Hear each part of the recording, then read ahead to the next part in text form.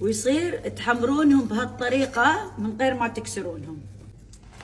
راح اسوي بلاليط، ودائما لما اسوي البلاليط شلون شعرية مع سكر وبيض. احلى بلاليط بالبيض والسكر. احطونها كذي شوي بدون زيت طبعا، تصير قاعدة احمسها كذي شوي بدون شيء.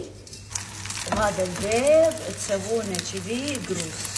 بعد ما حمستها شوفوا نحط ماي نقلي. شوفوا الالوان لما بسم الله ما تطول. الحين شوفوا حطيت نقطة زبدة وهذه الشعرية والسكر حسب اللي تحبون. البلاليط الزعفران بعدين تحطون قروص البيض واحلى بلاليط. شوفوا ما شاء الله شيء ينن.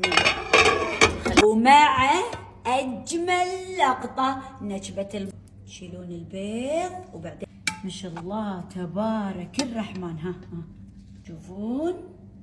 شوفوا البلاليط بروحها تفتشج تبارك الرحمن.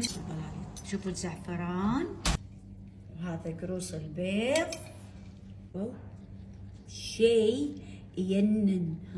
بلاليط والبيض وشنو وبالعافية.